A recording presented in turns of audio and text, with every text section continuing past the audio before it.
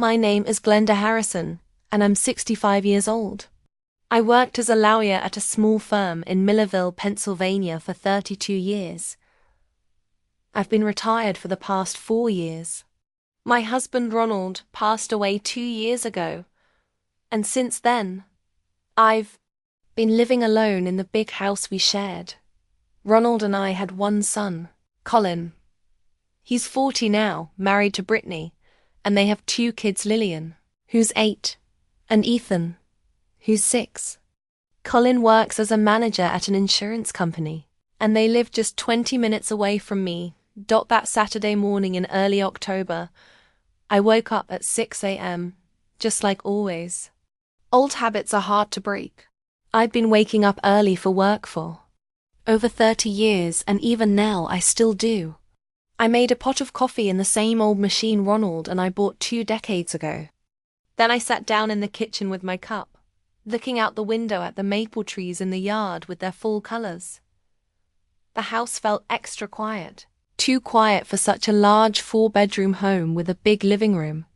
Ronald used to say, "We bought this place thinking we'd have a big family, but we only had one child." I grabbed the newspaper from the porch and flipped through it, but I couldn't focus. My thoughts kept drifting. That's been happening a lot lately. I'd try to read or watch something, but my mind would wander usually to thoughts about how big the house felt now, how much it cost to heat in the winter, how I had to pay people to clean the gutters or repaint the fence. Around 10 in the morning, the phone rang. It was my sister Vivian calling from Portland. She's 3 years older than me and has always been full of energy and quick to make decisions. "Hi, Glenn. How are you? What are you doing?" "Sitting, drinking coffee, reading the paper. Not much else to do on a gloomy day." I looked out at the cloudy sky. "Are you feeling down again?" she asked. "Vivian knows me better than anyone. Have you thought about selling that huge house?" she continued. "Why do you need so much space?" I sighed. We'd had this conversation before, many times since Ronald died. "Viv, Ronald and I lived here for 28 years. This is where Colin took his first steps. It's where we celebrated every birthday, every Christmas. All our memories are here. You can take memories with you, Glenda. A house is just walls and a roof. You could move to something smaller, cozier, or even come live near me in Oregon. The weather's nicer, and I'm not getting any younger. It would be wonderful if we were closer. But Colin and the kids are here. I can't leave them."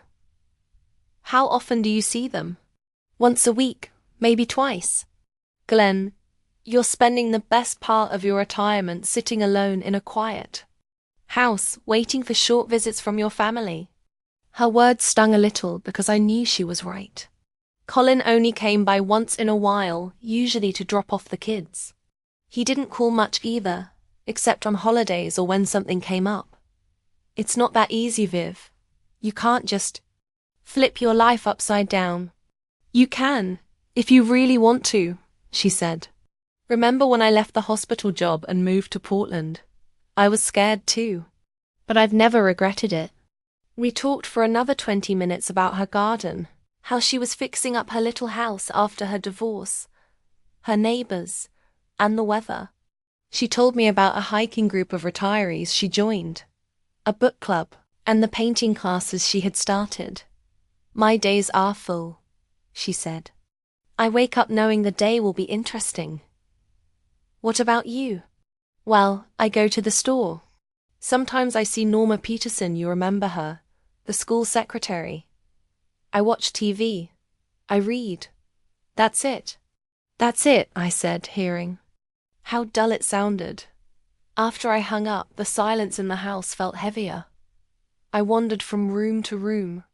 I peeked into Colin's old room. It hadn't changed since he moved out 20 years ago. The baseball posters were still on the walls and his school trophies sat on the shelf. The other bedrooms were just storage now, full of boxes I meant to sort one day. Around noon, I saw Colin's grey sedan pull up.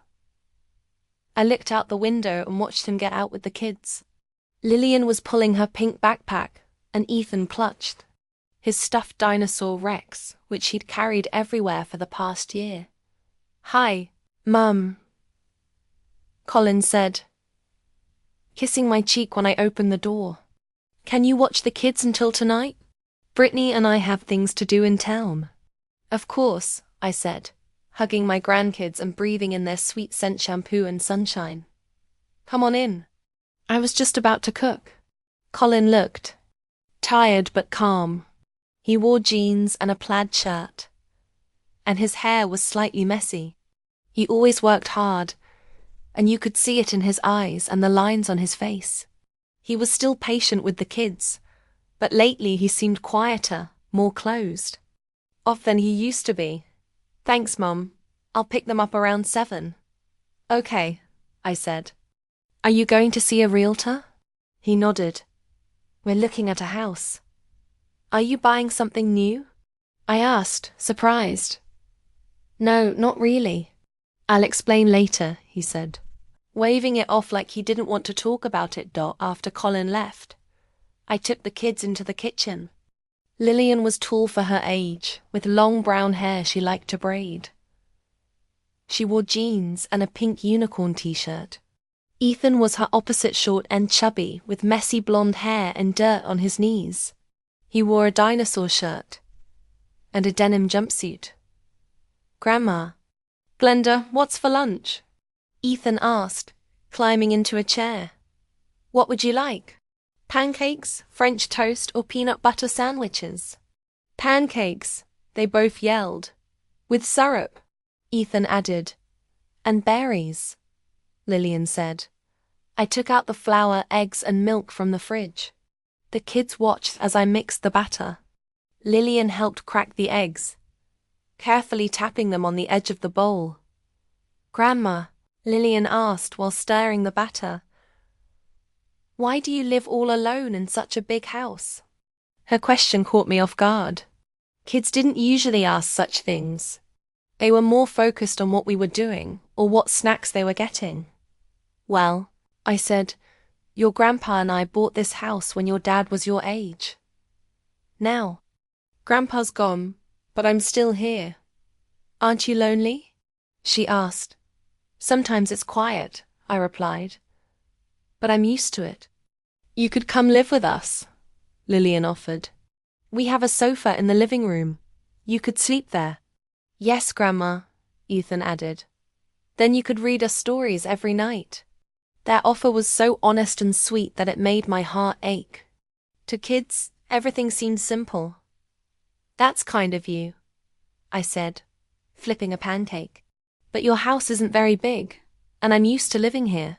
"But there are so many empty rooms here," Lillian said.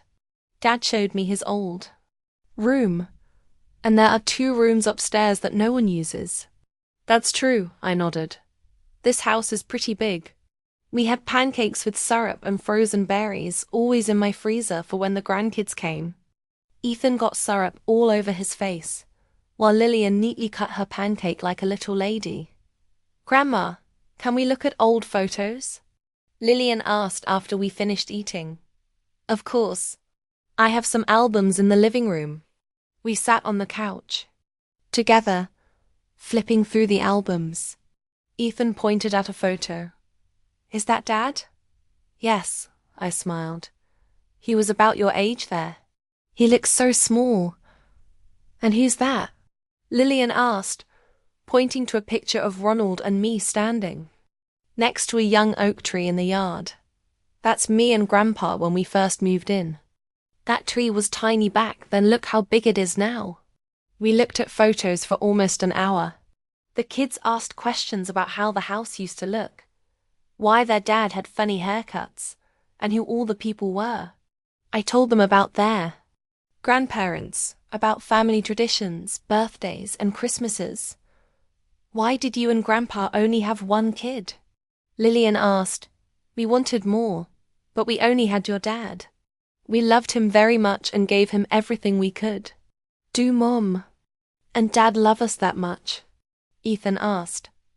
"Of course," I said, smiling. Then I brought out an old box of board games from when Colin was young. The kids picked Monopoly, and we sat on the floor near the coffee table. "I'll be the banker," Ethan shouted. "You can't even count." Lillian teased. "I can. 1, 2, 3, 4. "What comes next?" she asked. Ethan looked at me unsure. "Okay," I said. "Ethan will help me with the bank, and Lillian can watch the rules." We played for 2 hours, with lots of little arguments about the money, the spots on the board, and who could buy what. Lillian played smart and carefully. Ethan just wanted to buy the colourful spots, especially the railroads. "Grandma, are you rich?" Ethan asked while counting his toy money. "Why do you ask?" "Because your house is big. Ours is small." "A big house doesn't mean someone is rich," I explained.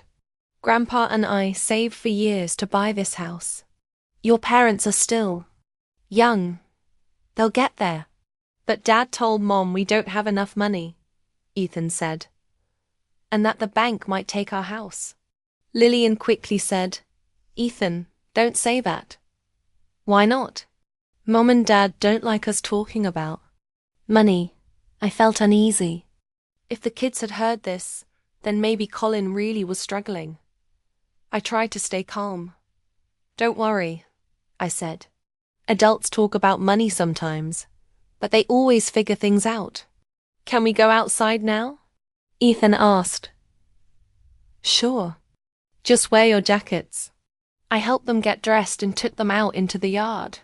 The air was cool, but the sun peeked through the clouds, making the red and yellow leaves glow. In the middle of the yard stood an old maple tree. Ronald had built a swing there years ago. The ropes were dark and the seat a little mossy, but it still held strong. The kids took turns on the swing. Was a blatant lie. Celeste hated cleaning and always complained about not having enough time. "Mom, but I have work children." "Of course I understand. But if you could find time to do just a couple of windows a day, Dorothy would be so grateful and I would be proud of my daughter." Celeste sighed. "All right, Mom. If it's important to you, I'll do the windows." Jeanette got the most unpleasant task. "Honey," I said to my younger daughter, "Dorothy has some old things in the attic. Blankets and bedspreads that she was going to throw away. I thought, why not wash them and give them to a homeless shelter? Wash old things." Jeanette grimaced, imagining how grateful the people will be to receive clean, warm blankets. "It's a good deed." "But Mum, Dorothy's washing machine is small. The blankets won't fit in it." "Then you can take them to the laundromat or wash them by hand. Our grandmothers did that all their lives and never complained." "By hand?" Janetta was horrified. "Honey, if you're too lazy to spend a little effort on a good cause." "No, of course not," her daughter replied quickly. "I'll do the laundry, I promise." And they got to work. Every day after work or on weekends, the children came to Dorothy's and did my assignments. Marcus bought paint, brushes and sandpaper. He scraped the old paint off the fence boards, primed them, and painted them. The work was hard. The fence was long, and the October weather was not always conducive to painting. "Mum," he complained after the first day, "my whole back hurts. I'm not used to this kind of work." "But look at the results," I exclaimed. "The fence already looks much better. Dorothy is so grateful." Celeste washed the windows from morning to night, first inside the house, then outside. She climbed up the ladder, scrubbed away stubborn dirt, and polished the glass until it shone. "Mum," she said, showing her scratched hands, "maybe that's enough. Half the windows are already clean." "Honey, you can't do things halfway. All the windows have to be equally clean. Otherwise, the house will look messy." Jeanette carried heavy blankets to the laundry room, washed them by hand in large basins, dried them and folded them. Her hands worried from the detergent, and her nails were broken. "Mum," she begged, "can't we just throw the rest of the things away? There are so many of them and it's so hard to wash them." "Jeanette, how can you say such things? Imagine a homeless person who gets a warm, clean blanket. Aren't your efforts worth his gratitude?" The children did everything I asked them to do, even though it became harder every day. They weren't used to physical labor and tired quickly, but they kept working, because they knew there was a reward waiting for them off end. Over $1 million. I sat on the porch and watched them work. Marcus, red with fatigue, diligently painted the last boards of the fence. Celeste was on a ladder cleaning the second-story windows. Jeanette was in there rinsing another blanket. In a basin. "How's it going?" I asked periodically. "Everything's fine, Mom," they replied in unison. "We're almost done." "Good job. I can see how hard you're working. I can see that you really care about me and my friends." Dorothy watched everything with amusement. "Vera," she said to me one evening, "what are you doing? Why are you making the children work like slaves?" "I'm testing their motives," I replied earnestly. "I want to see how sincere their concern is." "And what conclusion have you come to?" "That they're willing to do anything for money, even hard physical labor they've never done before." "What are you going to do next?" "You'll see." I smiled mysteriously. 2 weeks later, all the tasks were completed. The fence gleamed with fresh paint. The windows sparkled and old clothes had been washed and folded into neat piles. "Mum," Marcus said when the three of them gathered around Dorothy, "we did everything you asked. We hope you're happy with our work."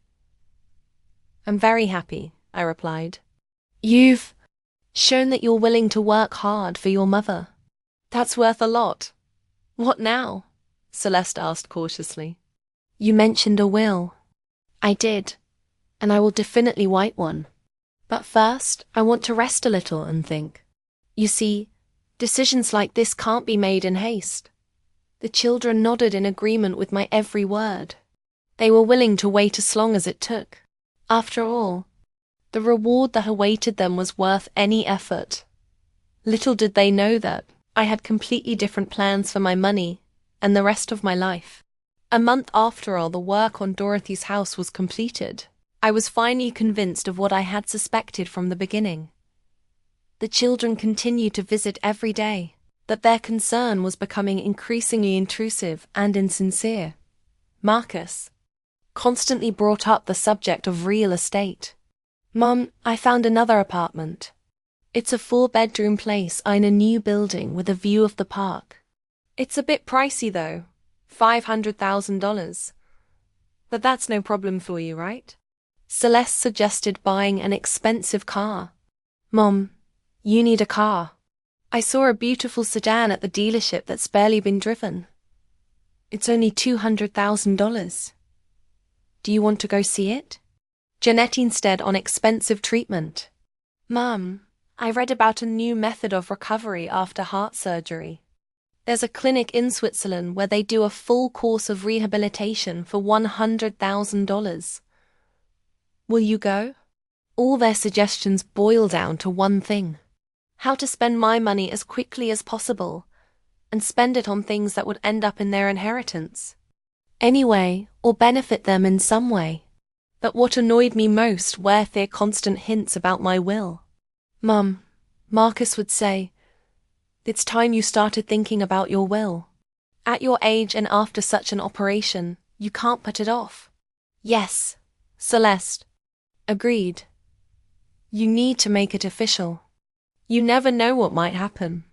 "I can find a good lawyer," offered Jeanette. "He'll draw everything up properly."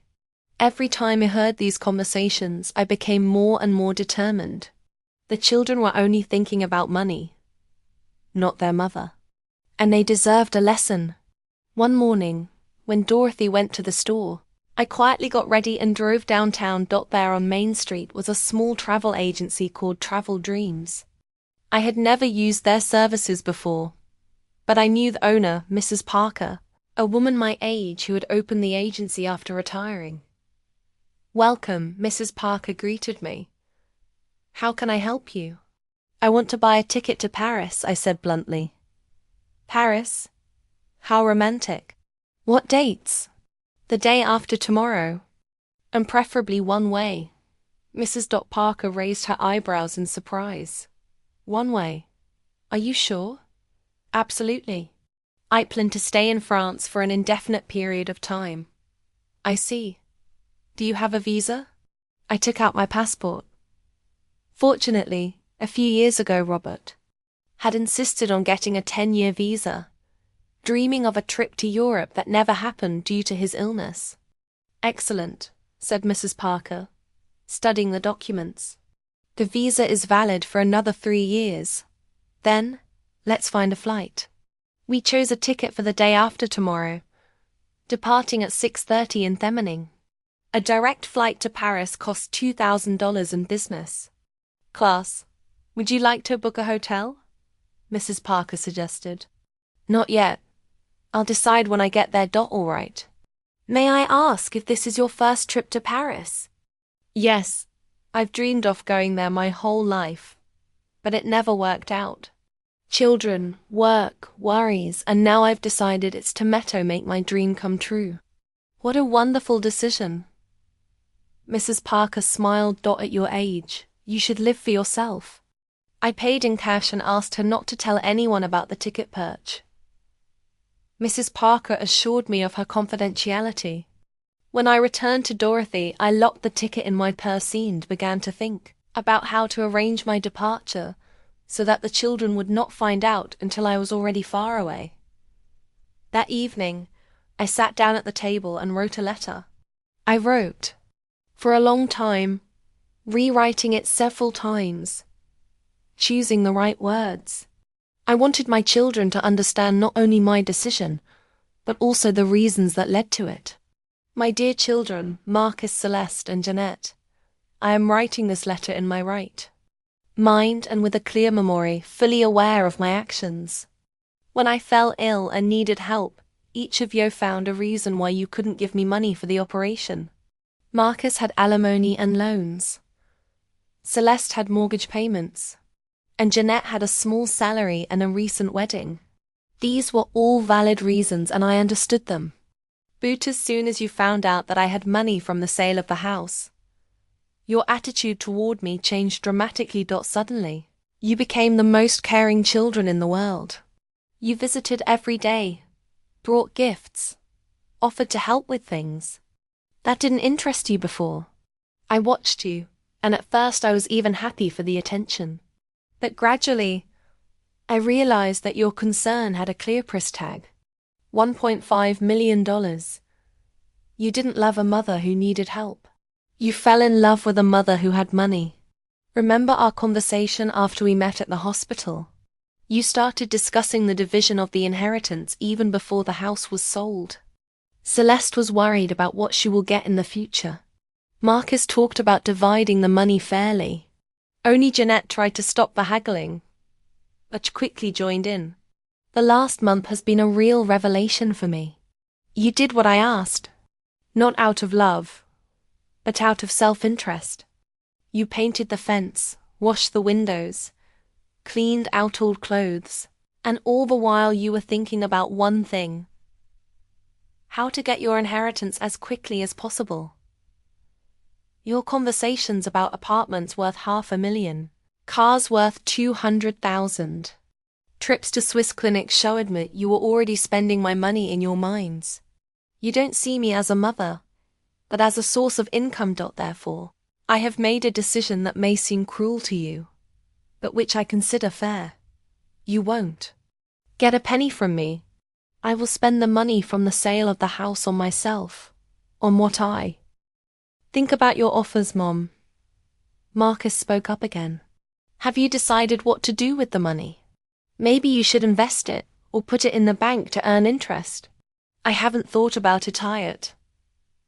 First, I need to recover from the operation. Of course, he quickly agreed. I just think that such a large sum shouldn't lie idle. Maybe you should talk to a financial advisor, suggested Celeste. He'll help you manage your money properly. Or buy more real estate, added Jeanette. Prices are rising. It's a good investment. I listened to their advice and realized that the children were already mentally disposing of my money. Of course, they didn't say so directly, but the motives behind their sudden concern were quite obvious. Children, I said wearily. Let's not talk about this now. I've just had a serious operation. I need rest. Of course, Mom, Celeste agreed immediately. I'm sorry we didn't think. Get some rest, said Marcus. We'll come back tomorrow and the day after tomorrow, added Jeanette. Every day until you were discharged. They left, leaving flowers, fruit and candy. I lay there in silence, thinking about how quickly people's attitudes toward you can change when they find out about your money. Just a week ago, the children couldn't find a few thousand to help their mother. And now, having learned about the 1.5 million, they were ready to provide me with housing, give me financial advice, and visit every day. Of course, maybe I was being unfair to them. Maybe they were genuinely concerned and wanted to help. That feigning of their concern was too telling. Dorothy arrived in the evening. She brought homemade soup and some fresh magazines. How are you? She asked. Did the kids come by? They did. They found out about the house sale. Then how did they react? They suddenly became very caring, I replied dryly. Dorothy nodded. I see. What do you plan to do next? I don't know yet. First, I need to recover, and then I'll plan for the future. If you want, you can stay with me, my friend offered. I have a spare room, and I won't be lonely. Thank you, Dorothy. That's very kind of you. Think about it. Now, get some rest. Tomorrow is a new day and everything will be fine. She left and I was left alone with me thoughts. Outside the window, the lights of the big city were shining. And I thought about how my life had changed dramatically. I no longer had a home, but I had money and new opportunities. And I had children who had suddenly remembered that they had a mother. After I was discharged from the hospital, I moved in with Dorothy. Her house was 3 times smaller than my old one. Just 2 bedrooms, 1 bathroom, and a small kitchen living room. But it was cozy and warm. And most importantly, I was greeted with sincere care, not greedy glances. Dorothy cleared out her guest bedroom for me, moving the most comfortable bed there and putting a bedside table with a reading lamp. Her watercolor paintings hung on the walls. My friend had been into painting since she retired. Make yourself at home, she said, helping me unpack. Stay as long as you need. I'd love to have company. I spent most of the first few days after the operation in bed, recovering my strength. Dorothy made light soups, made sure I took my medicine on time and didn't force conversation when she saw I was tired. On the 4th day of my stay with my friend, the doorbell rang. Dorothy opened the door and Marcus burst in with a huge bouquet of roses and a box of expensive chocolates. Mum, he exclaimed when he saw me on the sofa in the living room. How are you? How are you feeling? Better, thank you, I replied, accepting the flowers. I've been thinking about you every day, my son continued, settling into the armchair opposite me. I was worried about how you were settling in, whether everything was okay. It was strange to hear this from Marcus. He usually called me once a week, more out of obligation than a desire to talk. Mrs. Harris takes very good care of me, I said. Of course, Marcus nodded. But it's not the same as your own home. Mum, I've been thinking maybe we should look for an apartment for you. Something comfortable with an elevator close to the hospital. I'm not ready to think about that yet. I understand. But when you are ready, I'll help you. I'll find some good options, go look at them, and organize everything. Just let me know and I'll take care of everything. The next day, Celeste arrived. She brought a huge pot of homemade borscht and 3 containers of cutlets. "Mum, you love my borscht," she said, setting the food out in the kitchen. "I made it especially for you. It's my grandmother's recipe." That was strange too. Celeste rarely cooked anything more complicated than macaroni, citing a lack of time due to work and children. "Thank you, dear. That's very sweet of you. Don't mention it. It's for Mum. By the way, I've arranged with my neighbor to pick up my kids from school these days, so I can come over every day to help you cook, clean up.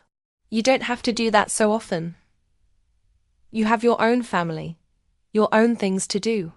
Mum, the most important thing right now is your health and recovery. Everything else can wait." Jeanette showed up that evening. She was carrying a large bag from the pharmacy and a box of expensive herbal tea. "Mum," she said, placing the vitamin bottles on the table, "I consulted with a pharmacist. He recommended these supplements for recovery after heart surgery. They're very expensive but effective." I glanced at the price tags. The total cost of the vitamins exceeded $300. "Jeanette, that's too expensive. The doctor prescribed regular medication for me." "Mom, don't skimp on your health. You'll have money now. You need to spend it on the most important things."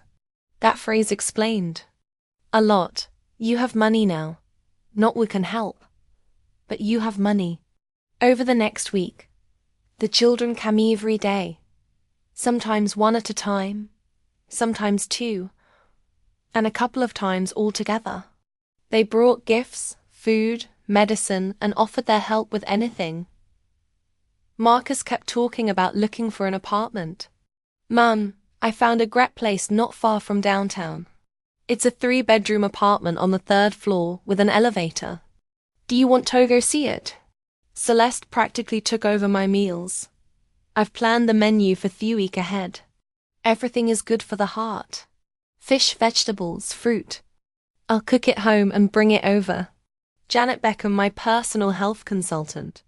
"Mum, I read an article about rehabilitation after heart surgery. They recommend a special massage. Would you like me to find a good massage therapist?" At first, I was touched by their concern, but gradually I began to understand that behind all this fuss was not love for their mother, but interest in her money. The children constantly brought up my plans, how best to manage my capital, and the need to make and then I came up with a plan. "Children," I said one day when all 3 of them were gathered at Dorothy's for dinner, "I am very touched by your concern. I can see how much you worry about me and how much time and energy you spend on me." "Mom, don't say that," Celeste said, embarrassed. "It's all natural." "Maybe, but I realize that I'm inconveniencing you. You all have your own lives, jobs, families, and then there's me with all my problems." "Mum," Marcus said seriously, "you're not a problem for us. You're our mother, and we want to take care of you. I can see that. And you know what? I've decided to change my will." The room fell silent. The children looked at each other. "I used to plan to leave the house to the children," I continued. "But there is no house anymore. But there is money. A lot of money. And I want it to go to those who really care about me."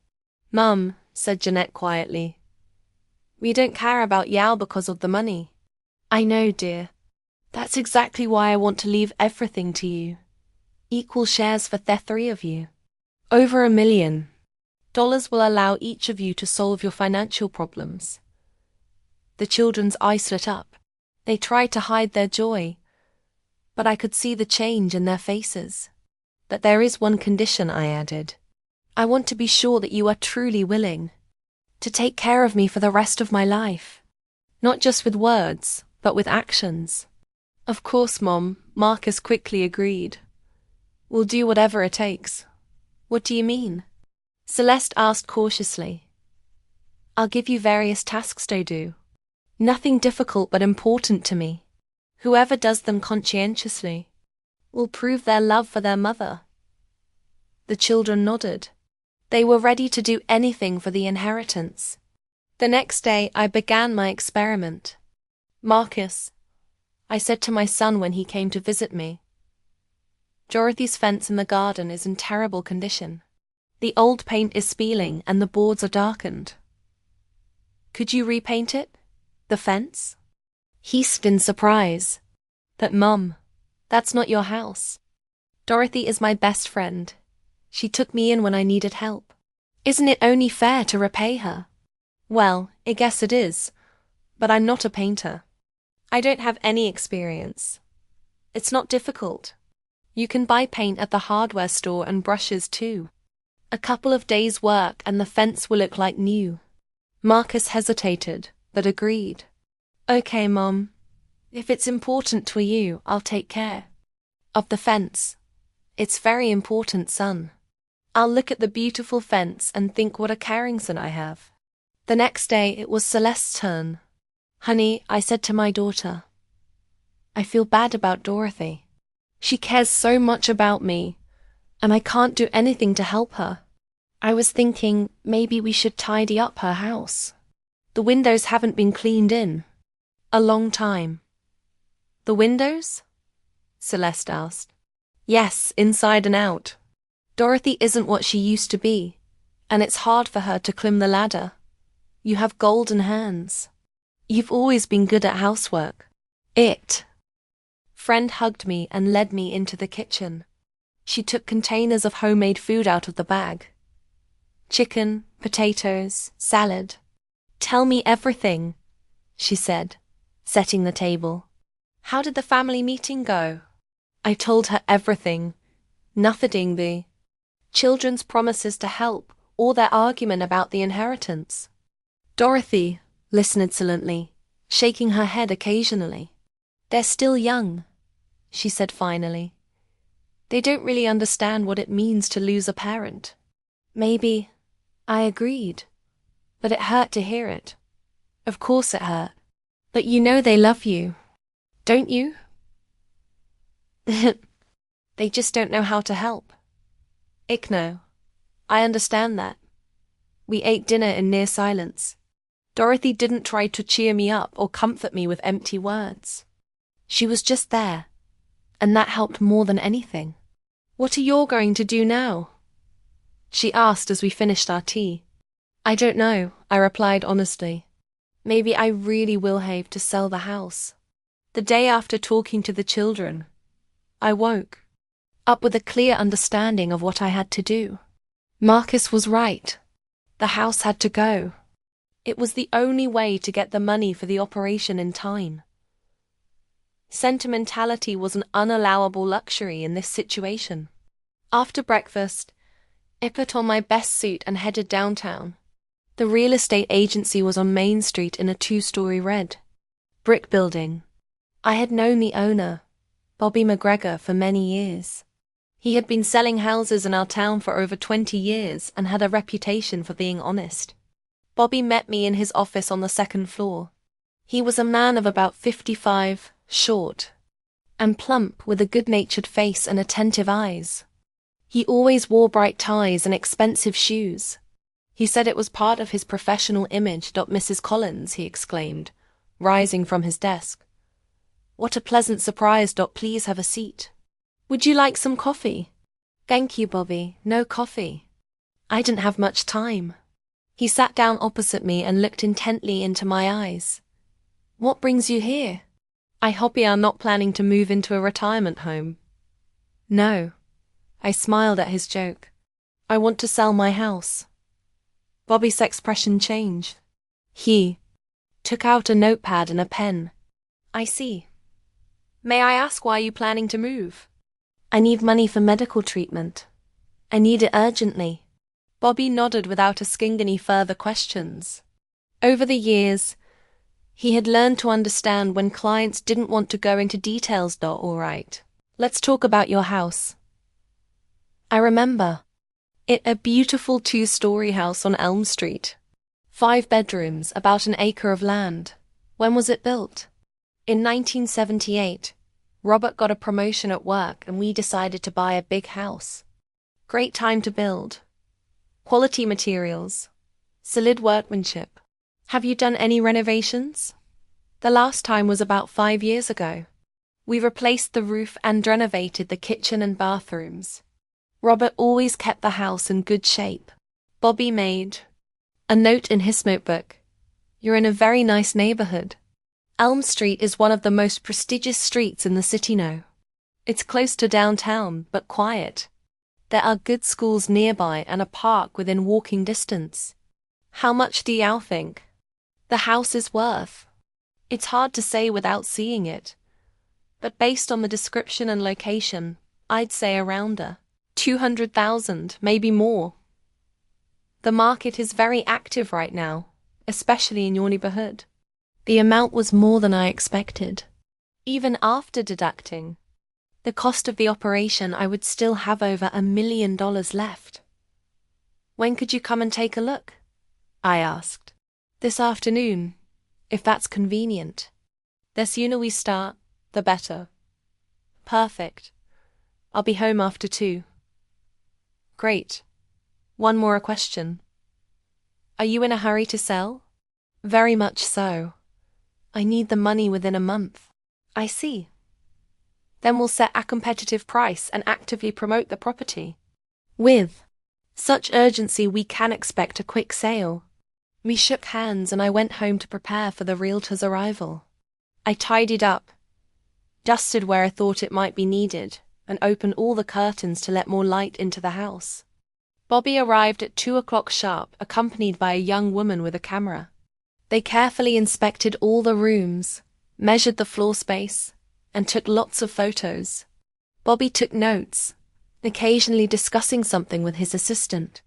The house is in excellent condition, he said when the inspection was complete. You can tell the owners took good care of it. Their layout is good. The ceilings are high and there's plenty of natural light. The yard is well kept and there's plenty of room for kids to play. And what's your estimate? $1.5 million. Bobby replied confidently. Maybe even more if you find a buyer who falls in love with the house at first sight. $1.5 million. The amount seemed unreal. I never thought our family home could be worth so much money. When can you put it up for sale? The photos will be ready tomorrow morning and we'll post ads on all the major websites. Plus, we'll put up a sign in the yard and send information to colleagues in neighboring towns. How quickly can it sell at that price and in that condition very quickly? I think we'll have some serious buyers within a week. Bobby was right. The next day, calls from potential buyers started coming in. Over the weekend, 4 families came to see the house. One couple even came from a neighboring state. They were looking for a house to move to because of the husband's job. But it took a week before a serious offer came in. A young family who worked for an IT company. She was a doctor. Fell in love with the house at first sight. They had 2 children, a boy and a girl, and were looking for a house in our neighborhood because of the good schools. They're willing to pay full price, Bobby said on the phone. $1.5 million. No haggling. The only condition was that they wanted to move in as soon as possible. How quickly can we close the deal? Within a week if you want. They've already been approved for a loan by the bank. All that's left is to draw up the paperwork. Then let's get started. The next few days were spent running around banks, notaries, and lawyers. We had to prepare a lot of documents, conduct a technical inspection of the house, and arrange insurance. Bobby took most of the hassle upon himself, but my presence was still required at all times. The deal was finalized on Friday morning at the notary's office. I signed dozens of papers, received a check for $1.5 million, and officially ceased to be the owner of the house where I had lived for over 40 years. After signing the documents, I immediately went to the bank, cashed the check, and transferred $200,000 to a private clinic in Houston. The operation was scheduled for Monday. Dorothy helped me pack my things. I took only the bare essentials, clothes, documents, and a few cherished photographs. I left the rest for the new owners. They were buying the house furnished. How do you feel? My friend asked as we got into the car. Strange, I replied honestly. On the one hand, it's a relief that the operation will be done. On the other hand, it's sad to leave my home. I understand, but the main thing is that you'll be alive and healthy. We drove straight to Houston. The clinic was a modern glass and concrete complex with spacious halls and the latest equipment. I was immediately placed in a private room and began pre-operative preparations. The operation was successful. I woke up in intensive care, hooked up to a multitude of machines. Dr. Rodriguez, the surgeon, operated on me, said that everything had gone smoothly and that my recovery should be quick. For the first 2 days, I was in a daze from the medication. Dorothy came every day, sat next to me, and read books to me. I didn't immediately understand where I was or what had happened to me. On the 3rd day, a nurse came to me and said that the reception desk had called. My children wanted to visit me. I didn't tell them about the operation, I said in surprise. They probably found out somehow, replied the nurse. Shall I allow the visit? Of course. They all arrived together in the afternoon. Marcus was carrying a large bouquet of flowers. Celeste had a basket of fruit, and Jeanette had a box of chocolates. They all looked worried and confused.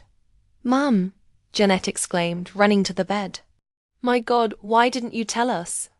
I didn't want to worry you, I replied weakly. How did we find out? Marcus asked, placing the flowers on the knitstand. The nurse from our hospital called us. She said you were here after heart surgery. Mom, Celeste said, sitting down on a chair next to the bed. How are you feeling? Did the doctor say anything? The surgery went well. I should be discharged in a week. What about the money for the surgery? Marcus asked cautiously. Where did you get that kind of money? I took a deep breath. There was no avoiding this conversation. I sold the house. The children looked at each other. I saw the expression in their eyes change. You sold it? Celeste asked. When? For how much? Last week. For $1.5 million. The room fell silent. The children clearly hadn't expected to hear such a sum. $1.5 million. Marcus repeated slowly. But that's after the surgery. You'll have over $1 million left. Yes, I will. Mum, Celeste began cautiously. What are you planning to do next? Where will you live? I don't know yet. Maybe I'll rent an apartment or buy something small. Maybe you should stay with one of us for now, suggested Jeanette. Until you decide what to do next. It was interesting. A week ago, my children couldn't find the money for my surgery, and now they were offering to let me live with them. That's very kind of you, I replied neutrally. Mum, said Marcus, I know we've had our differences lately, but we're your children, and we want to take care of you. Of course, Celeste agreed. You can stay with me. We have a spare room. We do too, added Jeanette. The children's concern was touching, but I couldn't help noticing that it appeared at the very moment they found out about the money. Thank you, dear ones. Our youngest daughter worked at a fashion store in a shopping mall, and her schedule was constantly changing. Mum, I have to work until 9 tonight. The new manager is very strict. I can't just leave early. Jeanette, this is really important. Very important. Can it be tomorrow or the weekend? No, it has to be today. Ask your friends to cover for you and explain that it's a family situation. Her daughter sighed. Okay, I'll try, but I might be late. I spent the rest of the day in nervous anticipation. I cleaned the house even though it was already clean. I made dinner even though no one was hungry. I rehearsed the words I would say to the children in my head. How could I explain the situation without scaring them too much, but still make them understand how serious it was? At 6, I heard the sound of an engine in the yard. I looked out the window and saw Marcus's old blue pickup truck. The car was already 15 years old and looked its age. Rust spots on the body, a dented fender, a cracked windshield, but it was perfectly suited for warehouse work. Marcus got out of the car, adjusted his work jacket, and headed for the house. My eldest son was a strong man of 38, but he had aged noticeably in recent years. Divorce, alimony, problems at work, all of this had left its mark on his face. "Hi, Mom," he said, hugging me at the door. "How are you?" "Let's wait for Theavers," I replied. "Would you like some coffee?" "Beer, if you have any." We went into the kitchen. Marcus sat down at the table and rubbed his face with his hands. "Hard day?" I asked.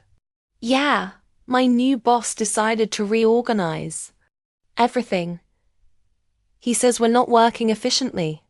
How can we work efficiently when the equipment is ancient and people are getting laid off every month?" He opened a can of beer and took a big gulp. "Mum, what's wrong?" "You look worried. Let's wait for everyone else," I repeated. 20 minutes later, Celeste arrived. She parked her little red car next to my brother's pickup truck and hurried into the house. My eldest daughter had always been the most responsible of my children. If she promised something, she did it on time. "Hi, Mom," she said, taking off her light jacket. "Hi, Marcus." "Where's Jeanette?" "She's stuck at work," I explained. "But she promised she'd be here." Celeste walked into the living room and sank wearily into an armchair. At 35, she looked older than her age. A steady job, 2 children, loans, and worries were taking their toll. "Mum," she said, "I'm really nervous. You never get us all together like this for no reason. Is it something serious?" "Very serious," I admitted. "But let's wait for Jeanette." My younger daughter didn't show up until 7. She burst into the house like a hurricane, apologizing and explaining that her manager wouldn't let her leave. "I'm sorry, Mom. That idiot said if I left early, I couldn't come tomorrow. I had to wait until he left and make arrangements with the girls." Jeanette was the youngest and most emotional of my children. At 32, she still seemed like a little girl. To me, "It's okay, dear. The main thing is that everyone is here." We went into the living room. The children sat down on the sofa and in the armchairs, and I remained standing by the fireplace. Whenever I had something important to say, I always stood in this spot. It was easier to gather my thoughts and not lose my train of thought. "Children, Ibegin, something serious happened to me yesterday. I was in the hospital." All 3 of them immediately became alert. Marcus put a can of beer on the table.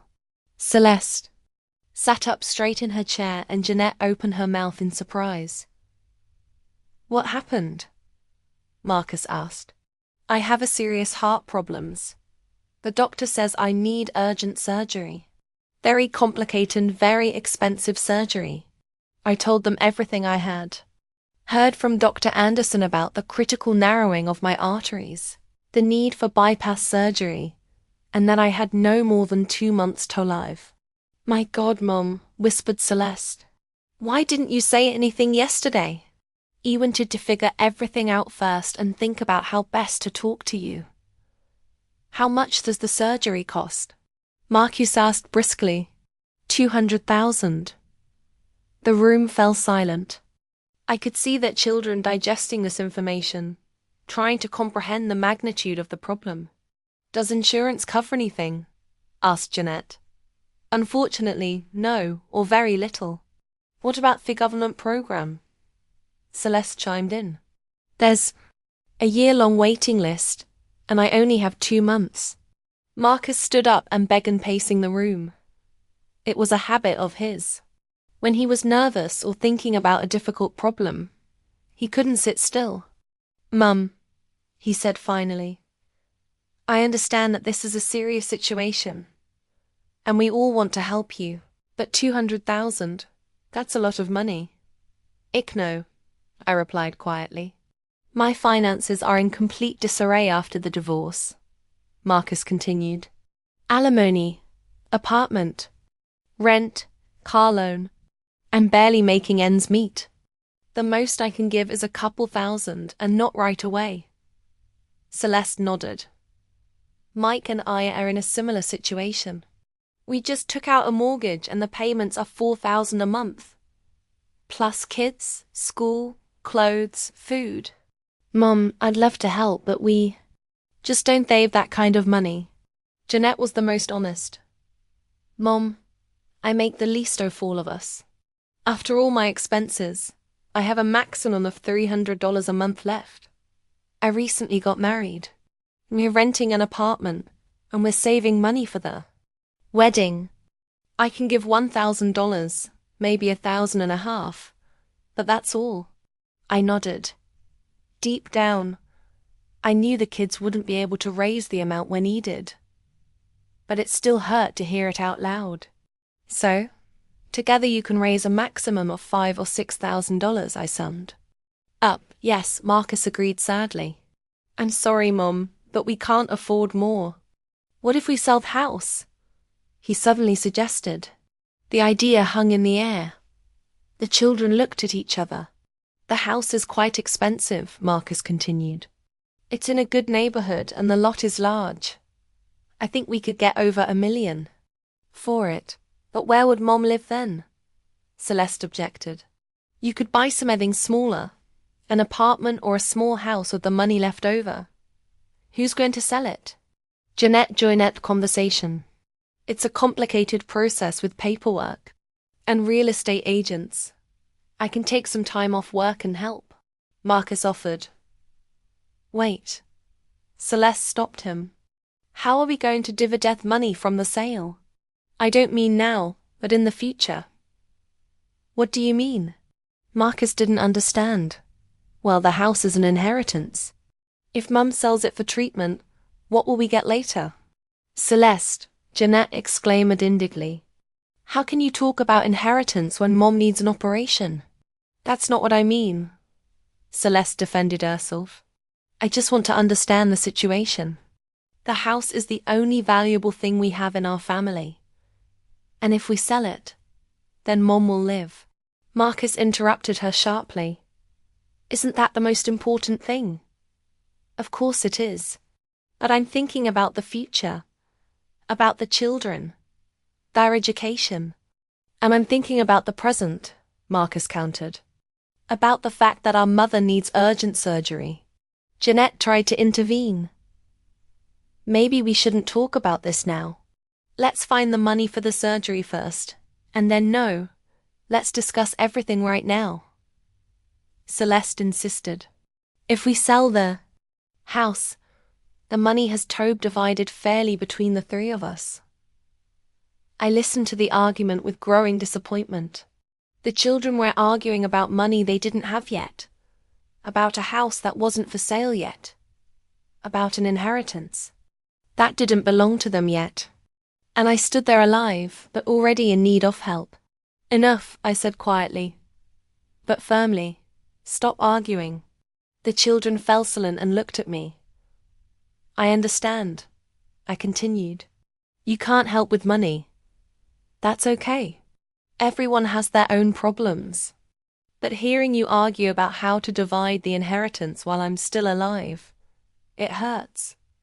"Mum, I'm sorry," said Celeste. "I didn't mean to."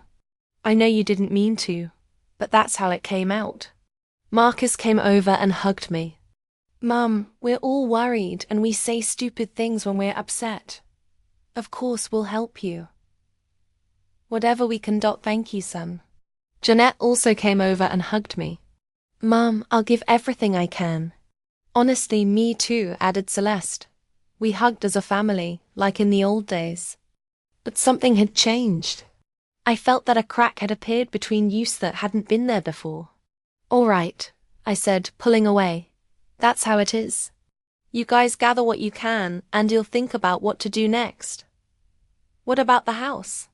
Marcus asked cautiously. "Maybe we should consider the option after all." "Maybe," I replied uncertainly. "I'll think about it." Their children started getting ready to go home. Everyone had their own things to do, their own concerns. Marcus had to get up early for work tomorrow. Celeste had to pick up the kids from the neighbors. And Jeanette had promised her husband she would make dinner. "Mum," Celeste said goodbye. "Don't be upset. We'll figure something out." "Of course we will," Marcus agreed. "Everything will be fine. Call if you need anything," added Jeanette. They left one by one, leaving me alone in the big house. I cleared the half empty coffee cups and beer can from the table, washed the dishes, and wiped down the table. The mechanical action helped me not to think about the conversation. But when all the work was done, my thoughts returned to their children. They had grown up, each with their own life and problems. I understood this with my head, but it was difficult to accept with my heart. When they were little, I was the center of their world. Any problem could be solved with a kiss and a hug from their mother. Now they had other priorities. At 9, the doorbell rang. I opened it and saw Dorothy with a large bag in her hands. "Hi," she said. "I thought you wouldn't feel like cooking after talking to the kids. I brought dinner." "Dorothy," I said, and unexpectedly began to cry. "My." Were asking questions about my family history and previous illnesses. The nurses treated me with professional care, but I noticed in their eyes the same expression I had seen many times while working in the same department. When the case is serious, but there is still hope for successful treatment. It's a special look, sympathetic, but at the same time businesslike and focused. Dorothy waited in the hallway the whole time. She was only allowed to come in for a few minutes between procedures. She brought me water and fruit from the hospital cafeteria, even though I didn't feel like eating at all. "How are you feeling?" she asked each time. "Better," I replied, although that wasn't entirely true. The sharp pain in my chest had subsided, but an unpleasant feeling of heaviness and tightness remained. Towards evening, when all the tests were ready, Dr. Anderson invited me into his office for a detailed conversation. Dorothy waited in the hallway. Doctors prefer to talk to patients alone first and then bring in relatives. Dr. Anderson's office was small, but cozy. Diplomas and certificates hung on the walls and photos of his family. His wife and 2 teenage children stood on his desk. I sat down in a soft chair across from his desk where my test results, images and printouts of the examination results were lying. "Mrs. Collins," he began in a serious but not alarming tone, "I need to tell you the results of your examination. Unfortunately, they show serious troubles with your heart." I braced myself for the diagnosis. During my years as a nurse, I had heard similar conversations hundreds of times and knew that doctors didn't usually beat around the bush when it came to serious illnesses. "You have critical narrowing of the coronary arteries," Dr. Anderson cautioned, showing me the images. "Do you see these dark areas? The blood flow to your heart muscle is severely impaired. Without surgery, the situation will only get worse." I looked closely at the images. Even though I wasn't a cardiologist, I could tell that problem was serious. "What kind of surgery do I need?" I asked bluntly. "Aorta coronary bypass surgery. It's a complex open heart operation in which bypasses are created for blood flow. In your case, multiple bypasses will be required, at least 3, possibly 4. I nodded. I was familiar with the name of the operation and could imagine how serious it was. What are the risks? I continued to ask. With modern medicine and your overall health, the risks are minimal. The success rate for such operations exceeds 95%. The problem lies elsewhere. The doctor paused for a moment, apparently considering how best to break the unpleasant news. Our hospital does not have the necessary equipment and specialists to perform operations of this complexity. You will have to go to a specialized cardiac surgery clinic. The nearest one is in Houston. And the cost? I asked the most important question. The doctor paused again, leafing through some papers.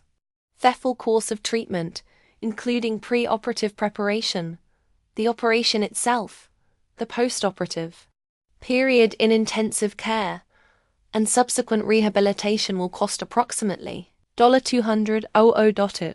Maybe a little more depending on the complexity of the case and the duration of recovery.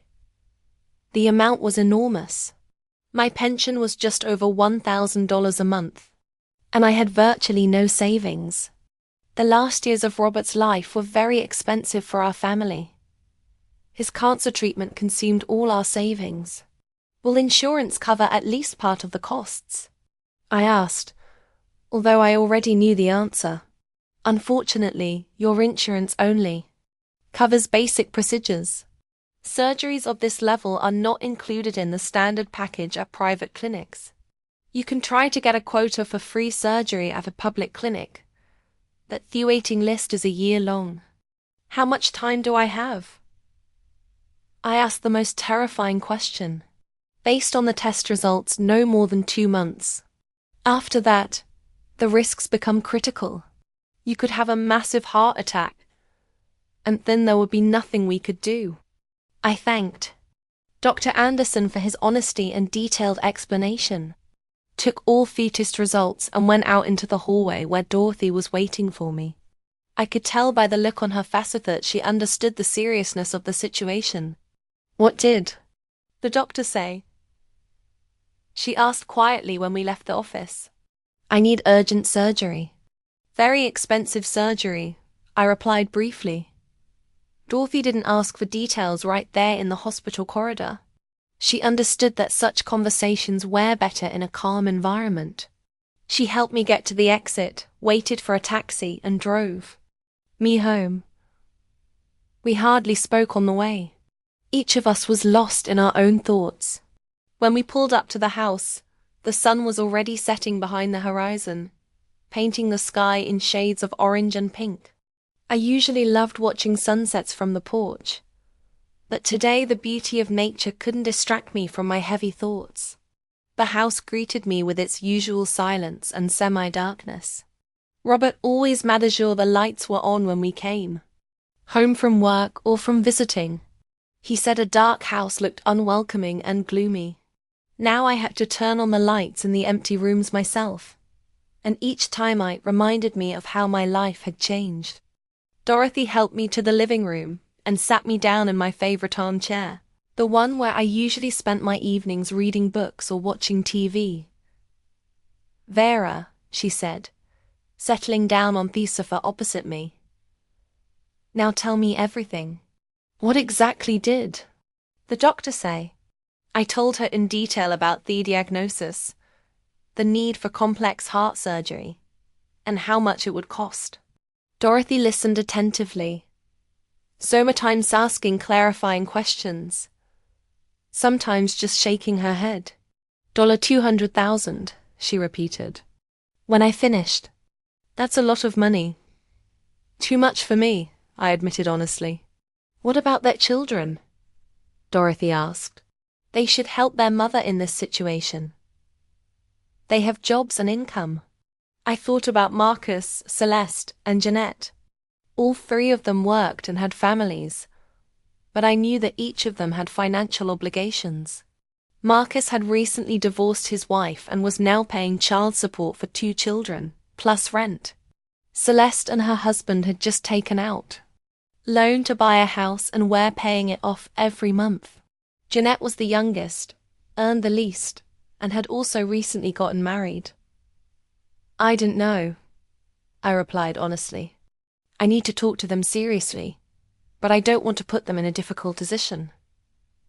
Vera, Dorothy said sternly, this is your life we're talking about. The children need to understand that. After my friend left, I was alone in their big house.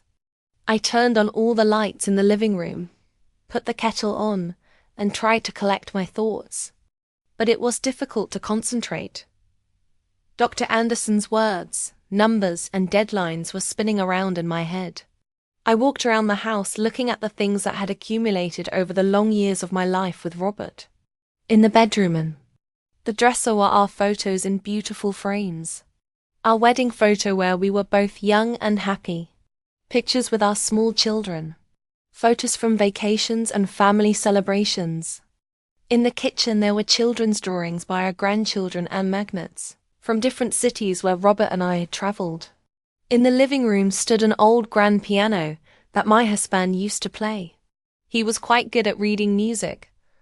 Loved to play classical pieces in the evenings. The house was really big. 5 bedrooms, 3 bathrooms, a spacious kitchen, a living room, and even a small study where Robert worked on his papers. When the children were young and we all lived together, there was hardly enough room. There was constant noise running around and the children's friends coming to visit. Now, most of the rooms were empty for months. I only used the bedroom, kitchen, and living room. The rest of the rooms had turned into a kind of museum of our past life. I sat down in the armchair where Robert liked to spend his evenings and tried to imagine what Wade would say in this situation. My husband had always been a practical and far-sighted man. He worked for an insurance company, knew how to plan a budget, and make sound financial decisions. He would probably have already drawn up a detailed plan of action and begun to implement it methodically. But Robert had been gone for 3 years, and now I had to make all the difficult decisions on my own. The next morning, I woke up with a heavy feeling in my chest. Not physical, but emotional. Dr. Anderson's words echoed in my head like a broken record. $200,000. 2 months. Critical risks. I lay in bed for a long time, staring at the ceiling and thinking about how best to talk to the children. After breakfast, I picked up the phone and dialed Marcus's number. My older son was always an early riser. His job at the warehouse started at 7 in the morning. "Hi, Mom." He answered after the 3rd ring. "Is something wrong? You didn't usually call this early." "Marcus, I need to talk to all of you. Seriously, can you come over tonight?" There was a pause on the line. My son was probably trying to gauge how bad things were from the sound of my voice. "Sure, Mom." "What time?" "Around 7 o'clock. "Mom, are you sure you're okay?" "I'll explain everything to Nit," I replied and hung up. The next call was from Celeste. My eldest daughter worked as a cashier at a large supermarket on the outskirts of town, and I knew she was working the day shift today. "Mom," she said, surprised. "You know I'm at work." "I'm sorry, honey. Booty needs you all to come over tonight. Marcus has already agreed." "What's wrong? Are you sick?" "We'll talk when we meet Dot. Can you make it at 7? "Well, I guess so. I'll ask Mike to pick up the kids from school," Celeste said, clearly concerned. Jeanette was the most difficult. My name is Vera Collins, and I'm 63 years old. I spent 35 years working as a nurse at the local hospital, and I've been retired for 4 years now. I live in a small town in Texas, in the house that belonged to my late husband, Robert. We had 3 children. Our oldest, Marcus, is a warehouse manager. Our daughter, Celeste, works as a cashier at a supermarket.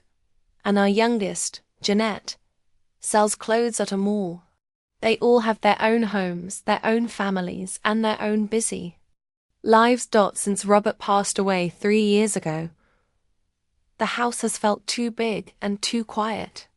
But it's all I have left from our life together, so I've stayed. That Wednesday morning in October, I had plans to meet Dorothy Harris, my best friend for over 20 years. She used to work as a school secretary before she retired. Dorothy has always been calm and sensible. We met years ago when our kids went to the same school, and we've been close ever since. She lives just 2 blocks from me, and we often get together to talk or go for a walk around town. That day, we had planned to meet at the post office at 10 a.m. and walk through the city center.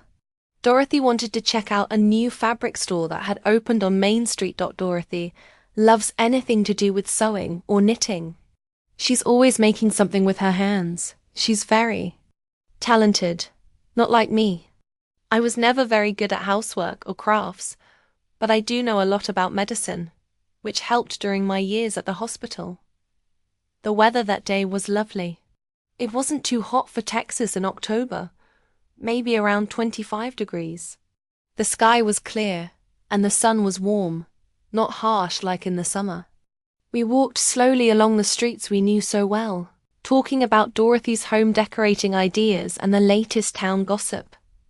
"Vera, did you hear the McGregors are selling their house on Oak Avenue?" Dorothy asked as we stopped in front of a shoe store window. "They're asking close to $1 million. That doesn't surprise me," I said, shifting my purse on my shoulder. "That neighborhood is popular with young families. The houses are big, there's lots of land, and the schools nearby are good. Real estate prices are going up everywhere." We both remembered when those houses were much cheaper. Robert once suggested we move there when our kids were young, but we decided to stay where we were. At times, I regret that. Maybe it would have been a smart investment. Remember how we used to dream about big houses when the kids were little? Dorothy laughed. 3 bedrooms felt so small back then. It did, I replied with a sad smile. Now I'm alone in a house with 5 bedrooms, half of them empty. We kept walking toward the fabric shop. But as we walked, I started to feel a little off. At first, it was just a light-headed feeling, like when you stand up too fast. Then, I felt a heavy pressure on my chest, like something heavy was pressing down on me. I thought maybe it was just the air still and thick, even though the weather wasn't too hot. Dorothy showed me pictures on her phone of fabrics she liked for her new curtains. I tried to stay focused, but it was getting harder to follow the conversation. The pressure in my chest wasn't going away, it was getting worse. "Dorothy," I said, slowing down near the old pharmacy at the corner of Main and 2nd Street. "Can we sit down for a bit? I'm not feeling so good." Dorothy turned to me right away. After all those years working at a school, she had a good eye for spotting when someone wasn't feeling well, whether it was a child faking illness or a teacher hiding it. "What's wrong?" she asked, clearly worried. "You look pale and you're sweating." I touched my forehead. It was damp. Odd, since I didn't feel hot. In fact, I felt a little cold even though the sun was out. "I don't know," I admitted. "It feels like there's something heavy on my chest, and it's getting harder to breathe." We were passing City Bank, one of the oldest buildings in town. It had stayed the same for decades. Wide steps, tall columns, big windows. It looked sturdy and dependable. Dorothy suggested we go inside to sit down. The waiting area had soft leather chairs and strong air conditioning. But I didn't even get a chance to answer her. Suddenly, the pain in my chest became sharp, like a knife stabbing me, then twisting. My legs gave out. The world spun, and the next thing I knew, I was on the hot pavement right outside the bank. Dorothy leaned over me, her face full of fear. I could see her mouth moving, but her voice sounded far away, like I had cotton in my ears. "Vera! Vera, can you hear me?" she cried. "Don't move. Don't try to get up. I'm calling an ambulance." I wanted to tell her I was okay, that it was probably just heat or fatigue. but I couldn't speak. My voice wouldn't come out. The pain came in waves, sometimes sharp, sometimes a little less, but it never fully stopped. Breathing was hard. People started gathering. A young woman with a child was the first to stop. Then an older man in a plaid shirt walked over. I recognized him. He often bought newspapers from the kiosk near the hospital. Soon, there was a small group of people around me. Someone brought cold water. Someone else rolled up a jacket to place under my head. A mother took wipes from her bag and gently cleaned my forehead. These were people I barely knew, but they all wanted to help. "The ambulance is on its way," Dorothy said after hanging up the phone. "They'll be here in about 10 minutes. Those 10 minutes felt endless. The pain would ease for a moment, then come back stronger. I lay there on the sidewalk, looking at the clear blue sky, thinking about how fast things can change. Just half an hour earlier, Dorothy and I had been walking and chatting. Now I was lying on the street, waiting for help. Finally, I heard the sirens. A white ambulance with red stripes pulled up in front of the bank. 2 paramedics jumped out. One was a young man, maybe 30, with a serious look. The other was a middle-aged woman with short grey hair. They worked fast and knew exactly what to do. The young man knelt beside me. "What's your name? How old are you? When did the pain start?" I tried my best to answer, even though it was hard to talk. The woman checked my blood pressure, listened to my heart, and took my pulse. I could tell by their faces. It was serious. Years in the hospital had taught me to read the faces of doctors and nurses. "Possible acute coronary syndrome," the woman said quietly to her partner. "We need to get her in quickly." They lifted me onto a stretcher and rolled me into the ambulance. Dorothy asked if she could come along. They said yes. She sat next to me and held my hand tightly. "Dorothy," I said as the ambulance pulled away, "call the kids. Tell them I'm in the hospital, but don't scare them. Not yet." "Let's wait to hear what the doctors say," she replied, trying to sound calm. "Maybe it's not as bad as it seems. Maybe it's just stress or fatigue." But I saw the fear in her eyes. She knew. She was too smart not to know that this wasn't just stress. At the hospital, they took me straight to the cardiology unit. I knew the place well. I had spent most of my working life there. The halls, the smell of disinfectant, the beeping of machines, it all felt familiar. But this time, I wasn't a nurse. I was a patient. A tall doctor in his 50s with grey in his hair introduced himself as Dr. Anderson. I remembered him. He'd started working at the hospital about a year before I retired. He was good. He listened carefully to my story, looked over the paramedics' notes, and ordered more tests. I had an EKG, an ultrasound of my heart, and several blood tests. The next few hours passed in a blur of medical procedures. I lay on a hospital bed while different specialists came in. Some checked my reflexes. Others repeated the EKG. Everyone moved quickly and spoke quietly.